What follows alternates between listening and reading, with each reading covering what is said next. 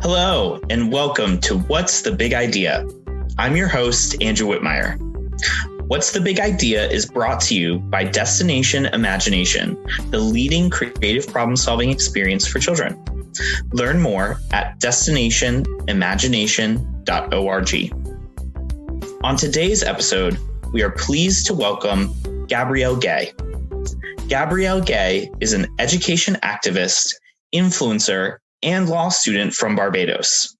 When she was just 13 years old, her love of reading inspired her to form the Gabrielle Gay Award for Excellence in Reading and Literary Mentorship, which was runner-up for the prestigious Queen's Young Leaders Award.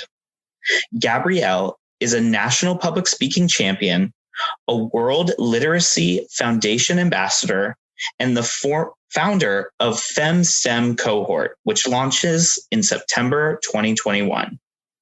Joining us today from Barbados, please welcome Gabrielle Gay. Hello, everyone. Thank you so much for having me. Thank you so much, Andrew. Thank you to the entire team of Destination Imagination. It is truly just an honor to be here and, to represent my country, of Barbados, and just to represent education, globally here in this interview. I'm excited. Awesome. Yeah, we're so excited to have you too. So let's just jump right in. Can you tell us just a little bit about yourself and sort of a little bit about what you do in Barbados? Okay, so as you correctly said, I'm from the sunny, beautiful islands of Barbados in the Eastern Caribbean. I am a third-year law student, World Literacy Ambassador, founder of the Gabrielle Gay Award for Excellence in Reading and Literacy Mentorship Program. And as you also correctly said, we are pivoting now to include STEM into our purview, our program and our foundation's purview, where we not only support literacy, but we also support STEM, particularly for women, young women primarily of color, but young women overall. So that is a quick snapshot of what I do and what I'm up to. And of course, a social media influencer as well, because I reach over 200,000 people weekly, and I use that attention and that traction online to promote positivity and good for all. Love that. That is incredible. And so you actually started your award at a really young age, at 13, when you yourself were still a youngster, a student. What at that time made you look around and say, this is something that is really needed right now, and this is something that I am passionate about, and this is something that I want to make a difference in? What made you, start that award at such a young age? Okay, so I have always, literally always been a voracious reader, just love the consumption of all things literature. And I recognize that my contemporaries at that time, they weren't as excited about education and reading as I was. And even at such a young age, I recognized that everyone learned differently. So there were persons like myself who were intrinsically motivated to read and discover more about the world around me and different things like that. But then there were other children who didn't have that intrinsic love, but it could be nurtured if it was, presented in a different fashion. So for me, I just sat on my bed. I was talking to my mother. Hey, Mom. She is the co-founder of the award program, Mrs. Margaret Gay. And I was talking to her and I said, Mom, I just feel terrible that other kids don't like to read as much as I do. And we have our teachers, they're constantly, proverbially beating them over the head of the book, read. And it's not working. It's really not working. So how about Eureka moment, award them for it? How about we just take this out of the context of it being drudgery and being some type of menial academic labor? How about we say We'll reward you for it. This is something fun. And we'll pair literacy with mentorship, where we then also take into consideration, the character building, leadership skills, and all the things that are required to make, fantastic adults and really contribute to the moral fiber of society. So that's where it came from. I've always been an old soul and my parents have always nurtured that, especially my mom. She's always nurtured that from a very young age. And with that support system, that's how I was able to get started. So, at the time, I actually started with my allowance. No, I'm not rich or anything like that. I'm not rich at all, but things were a little bit cheaper back then. So I patiently saved up my allowance and I bought 5 little awards and we started in 5 schools. And then what would happen is that every time we would have a mentorship session or, because the awards are presented at the graduation ceremonies, then other parents like from other schools and persons who came to support that particular school at that time would come to me and they would say, okay, so why is this not at our school? We want this at our school. And that's how it just organically exploded across the intellectual landscape to where now we support, mentor, reward and uplift over 100,000 students across the globe. Wow. That is an incredible scope, 100,000 students being touched by your program. So can you share a little bit with our audience just how your program works with students? Is it teachers who work directly as mentors for like the remedial readers, or are they parents, or how do you actually sort of reach your participants?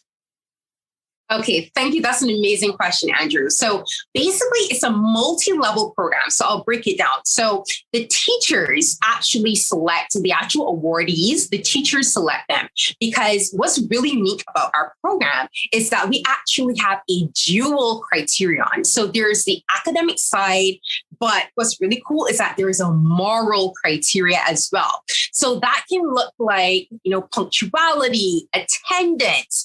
The children must not be bullies. These students should not be seen as bullies or known to be bullies in the school system, because of course, that's something that is really important. That's something that is really affecting our students. And, as much as possible, I don't want any of our awards to glorify that, So the teachers are really key because they're the ones that are in the schools with the children, right, over 8 hours every single day. And also we wanted to eliminate any type of bias, so I don't do any selection with regards to the actual awardees. Those are selected by the principals and the teachers of the schools. So with regards to the mentorship side of things, it's dual. So we actually work hand in hand with the teachers and staff of the various schools. And then we partner with incredible organizations such as, Giving Tuesday, here in Barbados, the Barbados Police Force, the Central Bank of Barbados. We've partnered with so many incredible institutions. And what we do then is that we actually go into the schools and have these sessions at assembly time where all the students are gathered and we instill, leadership skills. We talk about the same things like how to avoid being a bully or how to speak up if you're being bullied. We talk about how to foster reading. We talk about how to foster a love for education and philanthropy organically and how that process works. And then outside of that, we also partner with learning psychologists as well, accredited learning psychologists, so that if parents notice that, there are some issues with regards to their children and reading, they can actually come to us and we have shortlisted learning psychologists who we recommend, and then parents can have that direct conduit to diagnosing those issues, because sometimes it's not even that the child does not want to read, is that there may be a learning challenge, a genuine learning challenge going on that the parents probably did not diagnose on their own. So that's how it works, because we run from the primary or elementary, you guys would call it in America, all the way up to college and university, all of these various students then have a fully rounded and holistic environment to be the best students that they can be. So that's how the program works. Wow. That's it. So your award is actually doing, triple duty in a way. So it's not only recognizing high achieving readers through teacher chosen sort of recipients, but it's also engaging students who are sort of falling behind with remedial reading opportunities. And then on top of that, which I actually didn't realize until just now, is that you also have professional development, it sounds like, for teachers and parents and communities to actually be supportive of these students. To sort of achieve, not only their literacy goals, but also to achieve some of these higher order thinking and sort of more lofty goals that go beyond just literacy, right? Absolutely. So why literacy? Why did you start with literacy versus maybe any other sort of topic? Well, there's science and there's math and history and other things. Why literacy? Why was that sort of the central sort of nucleus of important subject area for you to focus on? Well, you see, the thing is, when I really analyzed all the subjects, academic subjects that we have to be literate. We have to be able to understand and comprehend concepts accurately to do any subject. So if you don't have the requisite comprehension skills, you can't even do math. Because let's take mathematics, for example. So let's say, for example, John has 4 apples. If he takes 2 apples away, how many apples does John have? How much is he left with? If you aren't literate, if you don't have, those critical thinking skills and comprehension skills, you can't understand the question to begin with, even before you get to the mathematical formula to actually subtract and try to figure out how to approach the question. You can't approach it if you don't understand it to begin with. So reading and comprehension is critical. Even let's take it to chemistry, physics, to learn the different names of minerals and compounds, and all these things are words, right? That have then to be applied to the particular formula. So if you don't understand what hydrogen is, or you don't understand what oxygen is because you don't know the word, then you quite literally cannot do the formula. So literacy is at the base of every single academic subject that we have in this world today. So the key is to get the comprehension and the literacy on point and accurate, and then everything else. Like, that is the river from whence everything else flows. So that's why it was important for me to start and have literacy and comprehension as the genesis for all of the education efforts that we've done. That makes a lot of sense. Really, I loved what you said. Literacy being the river whence everything flows. That essentially what you're saying is, if you can read, if you can comprehend, if you can understand what is being given to you, on a piece of paper, then all of the other subjects open up to you. You basically are putting a key into a lock and then turning it. And literacy is the key, right? Absolutely. Let's take a break. Hey, it's been a bit of a year.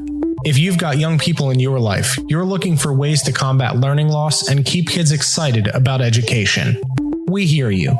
Destination Imagination has your back. Download our free guide of STEAM activities you can do at home or in the classroom.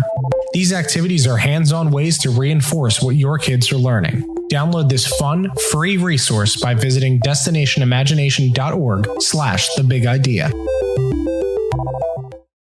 Welcome back to What's the Big Idea? We are chatting with Gabrielle Gay about her experiences as an education activist. And we were just chatting about the Gabrielle Gay Award for Excellence in Reading and Literacy Mentorship.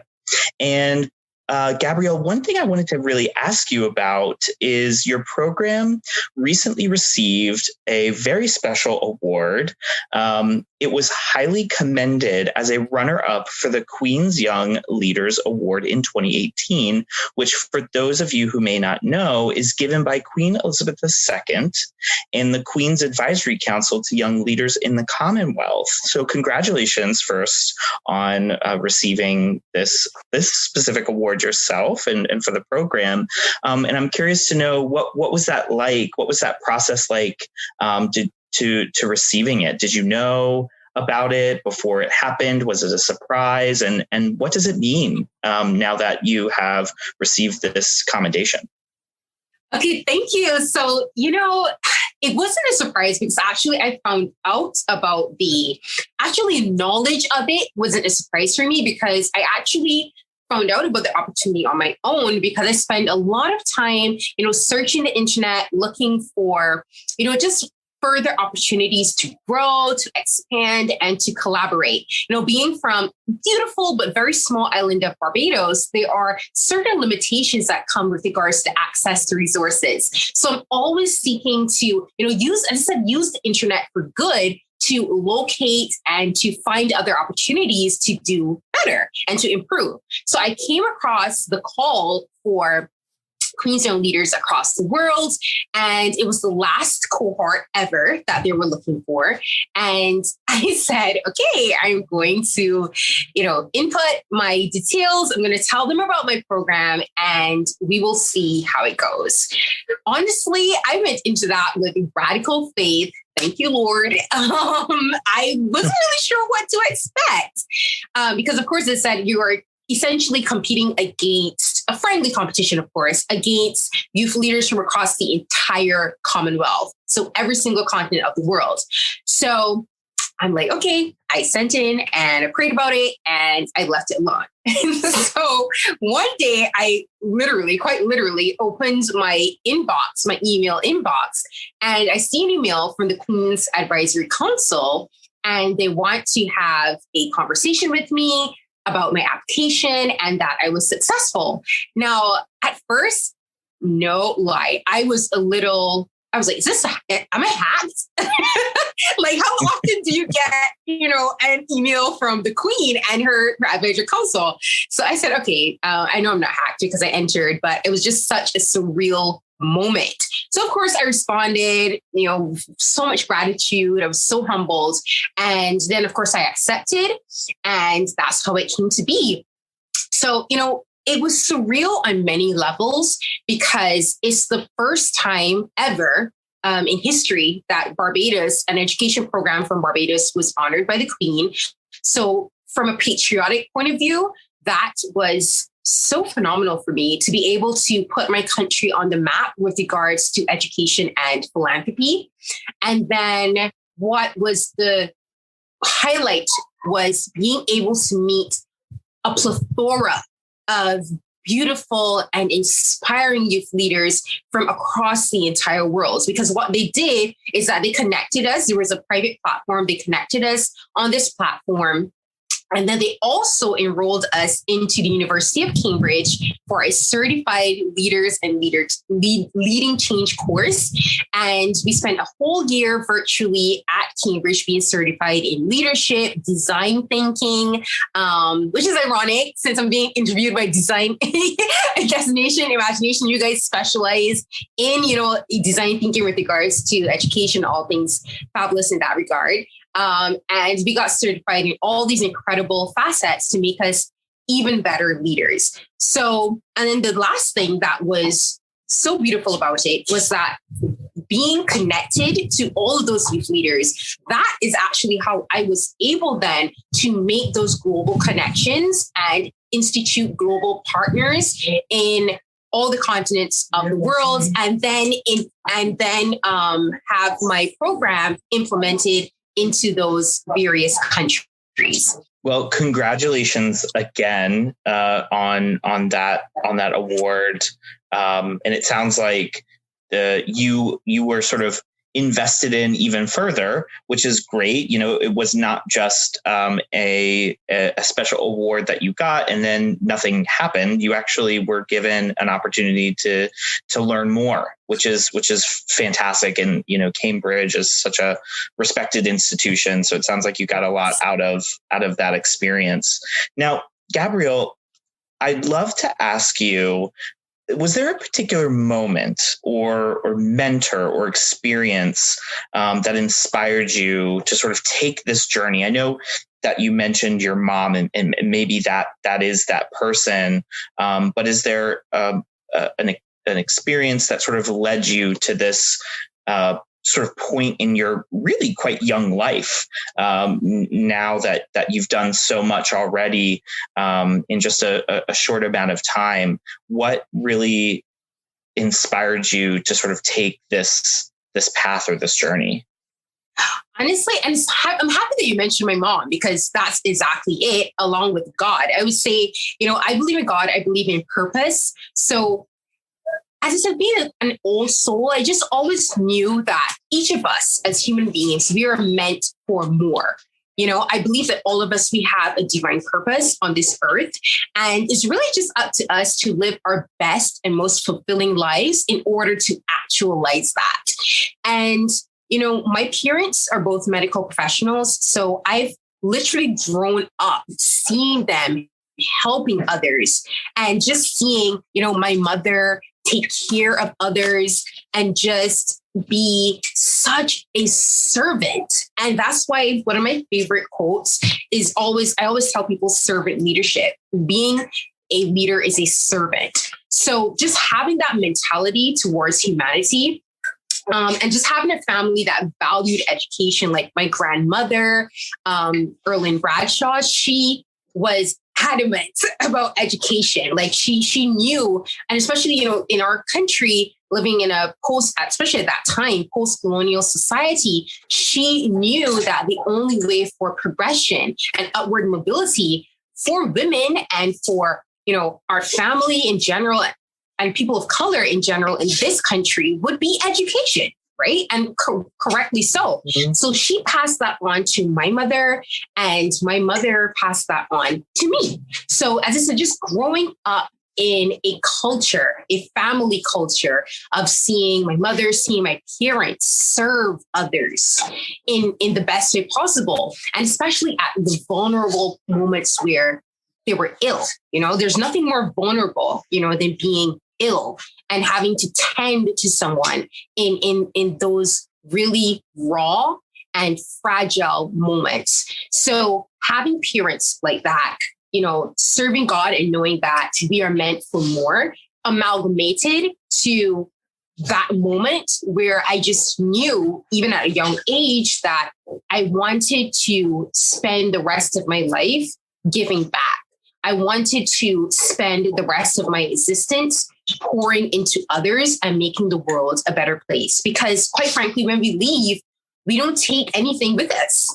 You know, we don't take anything with us, but we do leave a legacy, right? And all of us have to sit and really ponder. And I want everyone who is listening to this interview or watching this interview to really think about that. Like, what are you leaving? You know, everything you've accumulated, you can't take with you, but what are you leaving? What can people say about you genuinely? You know, and I would want that people would say, you know, she was a servant and she did her best to make sure the world was a better place.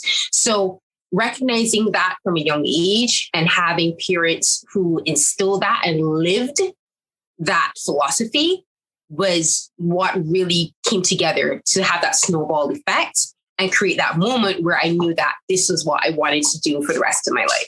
Amazing. It sounds like you had really very supportive parents yes. along this journey, which is really, really wonderful and a great testament to them as parents. Obviously, you started a really ambitious project at such a young age, and it sounds like you have had great success and you've had good support along the way. But I'm curious, at the time, did you face any challenges because of your age? And what advice might you give?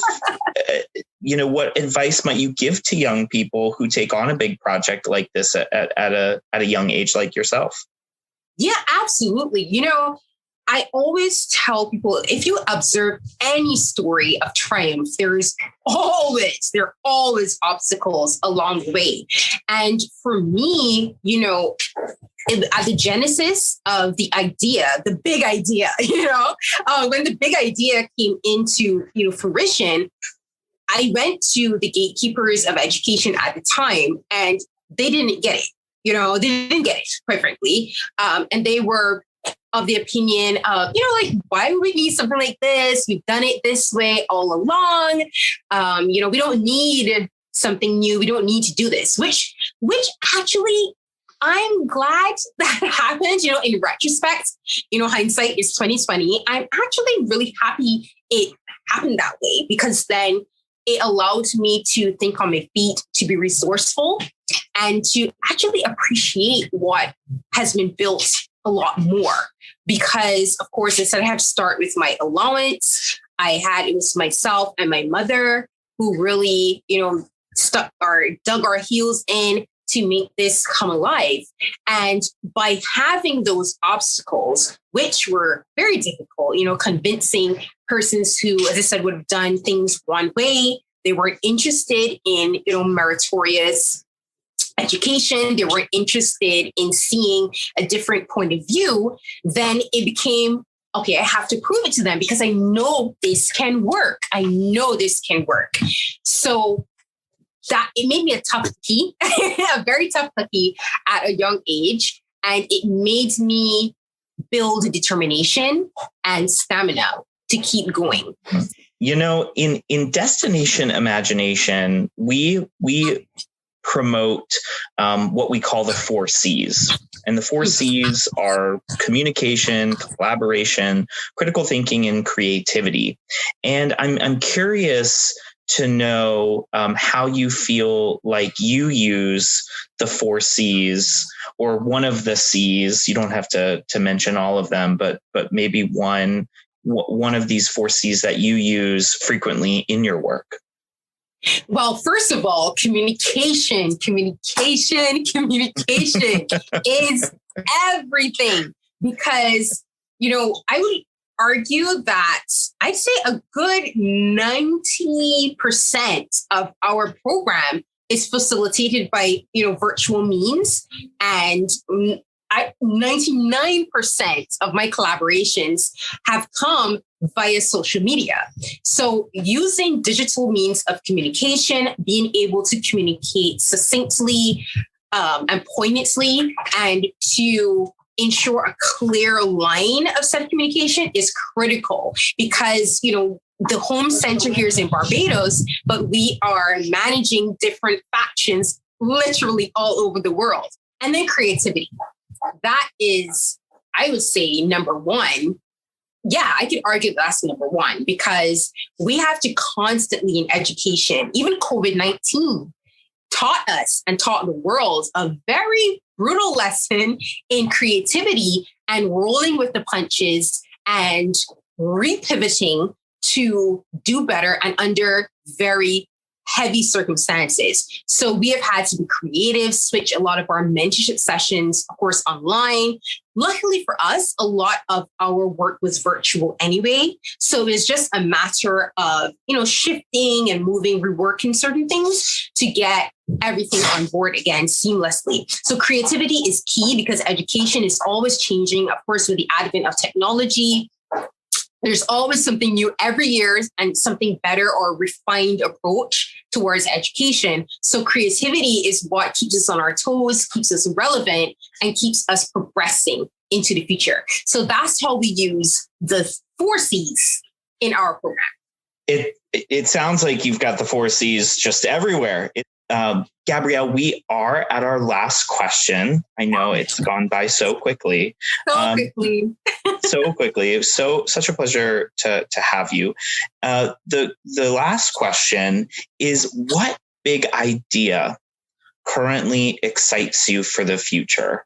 What is that big idea? So I'm so thrilled to use the Big Idea podcast to drop an exclusive. This is actually the first time I'm publicly speaking about the new initiatives that our program is pivoting to include. So the Big Idea, you have all the exclusives right now. We love an exclusive. Love an exclusive, honey. So we are pivoting to include and promote and reward mentorship and students and promote education in the legal and the STEM sectors.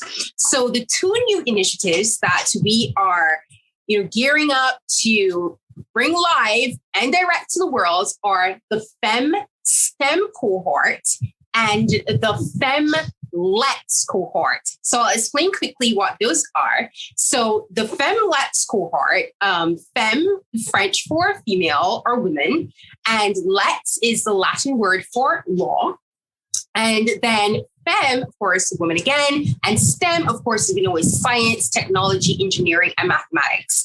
And these 2 programs are directed mainly at young women overall between the ages of 16 to 25, but primarily our focus would be young women of color because, they face the most disadvantages overall. The racism, ageism, and sexism combined. And basically what these 2 programs are going to do is to provide educational resources, mentorship, and just overall resources and infrastructure to provide them with access to internships as well and employment opportunities in these fields, in the legal and the STEM fields. So basically, it's going to be about 13 weeks long, and every week they're going to be connected with mentors. At the end of the program, they're going to have internships in the STEM and the legal fields. And then they're also going to be working with key entities. We have the U.S. Embassy who's interested in this. We have UNICEF who's interested in this to really get them the help that they need. So those are 2 new programs that we are currently building and will be live very soon. And that is our next big idea. Wow. Thank you so much for joining us today, Gabrielle. It's been a pleasure to chat with you and to hear more about your story and about the really incredible good work that you're doing for students in Barbados and around the world. And we look forward to supporting you as you continue on this journey. Thank you for having me. Thank you, Andrew. You were incredible as an interviewer. Thank you to the whole team, Kelsey, who's behind the scenes, working that she made this happen as well. And thank you to everyone at Destination Imagination for giving me this opportunity. As this is coming from a small country, it can be hard to get that global recognition and that global reach. So I am truly grateful. And, hopefully we can do this again in the future. Yeah, we'd love to maybe get back together and hear how your first STEM cohort goes. Absolutely. Yes, we'll do that. As soon as it's launched and everything's finished up, and we get all the feedback that I know is going to be just as awesome as the literacy program. We will definitely reconvene to discuss how that big idea went and how everything transpired. We would like to acknowledge that this episode of What's the Big Idea was recorded on land originally inhabited and cultivated by the Kalinago, the Lenape, and Shawnee nations. We are grateful for this land and for the people who have stewarded it for generations. This episode was produced by Kelsey Selleck with additional material provided by Donald Offiero and Chris Beisel, and music by Kevin MacLeod. Special thanks to our guest, Gabrielle Gay, for joining us today. You can learn more about Gabrielle and by checking her out on Twitter or Instagram at @GabrielleGay_. To learn more about our show and about how Destination Imagination can fuel even more big ideas, please visit us at destinationimagination.org. I'm Andrew Whitmire. Thanks for listening to What's the Big Idea?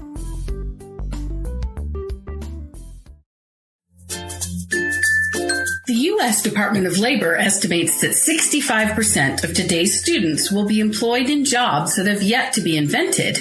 We have no way of knowing what those jobs will entail, but we do know that the skills that will prepare them for success are the skills that they can develop through Destination Imagination. Hi, I'm Chris Beisel, Director of Training for Destination Imagination. I was a team manager for 15 years and 22 teams before I joined the staff. Being a team manager was the best thing that I did for all my children. Destination Imagination, or DI, is an international project-based competition that reinforces the 4 C's: communication, collaboration, critical thinking, and creativity. You probably heard about those skills in today's episode, and DI is the place where kids like yours develop those skills for themselves. Students work together in small teams to create solutions to a challenge. DI's team challenges fall into one of 7 categories: scientific, technical, engineering, fine arts, improvisation, service learning, and for our younger children, early learning. A DI team selects one of those 7 challenges and prepares a solution to present at a local tournament. Throughout the experience, students create projects, solve problems, build relationships, learn new concepts, and have a great time in the process. We're building the workforce of the future. Today's DI participants are tomorrow's innovators, problem solvers, and leaders. If that sounds like a good fit for you and the young people in your life, we would love to have you join us. To get started today, visit destinationimagination.org/learn more.